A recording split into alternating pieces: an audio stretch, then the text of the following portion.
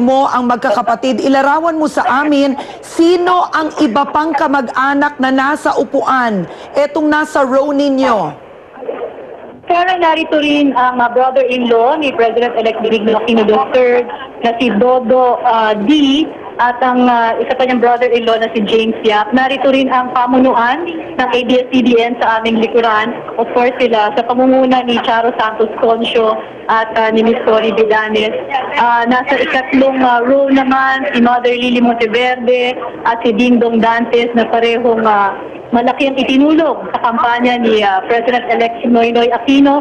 Narito rin si Ogie Alcacid, ang kumanta ng tinatawag nilang omnibus campaign song ni President-elect Noynoy Aquino at ang iba pang mga kaibigan ng pamilya Aquino. Sa aming kaliwa, kung nakikita ninyo sa TV screens ngayon, bakante pa ito.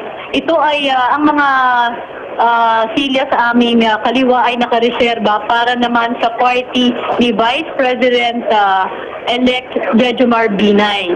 So inaantabayanan natin ngayon ang pagdating ng grupo naman ni Vice President-elect Jejomar Binay. Karen? Okay, Jing, nais ko lang sana malaman kung may plano si Balsi na magsilbing personal secretary rin ni Noynoy.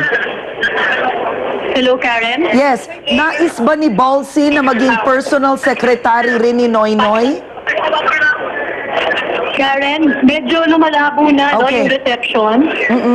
Siguro, isubukan nating pumunta dun sa ating live point. Okay. At titignan natin kung makahatap natin ng ilan sa mga kapamilya dito para mas malinaw ang ating magiging panayam. Karen? Okay, maraming salamat, Jing Castañeda. Live po yan at exclusive yung pong panayam sa mga Aquino Sisters. At nakatutok ang buong bayan sa proklamasyon ng bagong Pangulo at Pangalawang Pangulo, unti-unti na ring nagdadatingan sa batasang pambansa ang mga kilalang panauhin ng mga manunood po ng proklamasyon. At kaugnay niyan, makakasama po natin si RG Cruz. RG, magandang hapon sa iyo.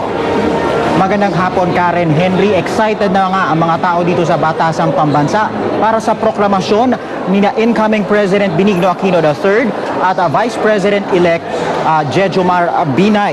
Punong-puno ng mga taga-suporta nila ang gallery na may capacity na 1,000 katao. Kasama sa mga namataan, siyempre ang mga kausap lang ni Jing Castañeda kanina, ang mga kapatid ni President-elect Aquino, ang kanyang brother-in-law na si James Yap, si Mother Lily. Kanina nakasalubong natin dito sa lobby ng batasan si Jim Paredes, si returning Social Welfare Secretary Dinky Soliman, si Wanna Change, ang ilan sa mga celebrities na nag-endorso kay Senador Aquino at kumampanya para sa kanya. Namataan din natin ang ilang abogado ni Senador Mar Rojas, ang mga COMELEC officials sa pangunguna ni Chairman Melo.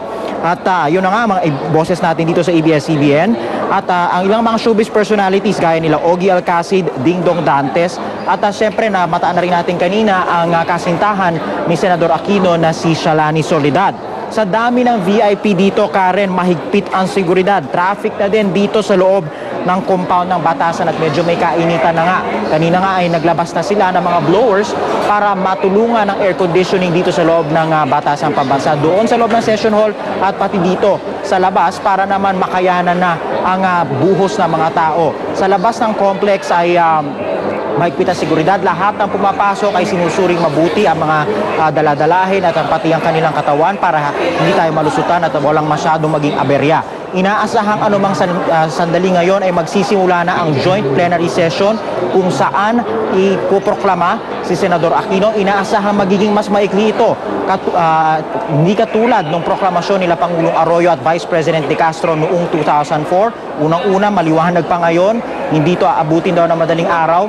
Sa tansya ni Speaker Nograles sa pagkakausap natin sa kanya kagabi ay baka bago mag-alas 6 tapos na ang mismong sesyon ng proklamasyon. Gaya nga ng sinabi ni kasamang Linda Humilla kanina ay magdedebatihan sa floor ang committee report at pagkatapos noon ay magkakaroon ng botohan. Idadaan na lang, sa pagkakaalam natin, idadaan na lang sa viva voce o palakasan ng boses ang pag-aproba sa committee report. Mas mabilis ito sa roll call na naganap noong 2004 kung saan may tigta 3 hanggang 5 minuto ang bawat kongresista at senador para ipaliwanag ang kanilang boto. Nakikita natin ngayon sa floor na isa-isa nang nag-assemble ang mga taong may kinalaman sa proklamasyon, ang mga mambabatas at ang mga senador na magbibigay kapangyarihan sa joint plenary para ituloy na nga ang mismong proklamasyon. Sa pagkakaalam natin ngayon, itong sila Senador Aquino at Jejomar Binay ay nandun na sa holding area nila sa may bandang likod ng Batasang Pambansa.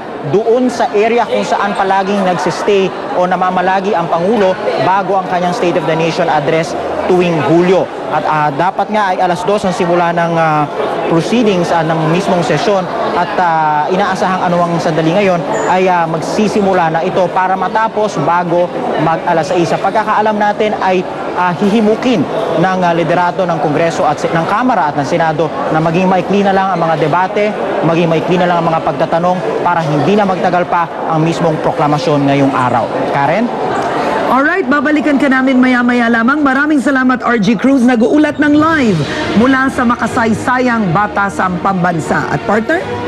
Huwag po kayong bibitiw kapamilya at magbabalik po ang special coverage ng ABS-CBN News sa proklamasyon nila Senador Noynoy Aquino at Jejomar Binay.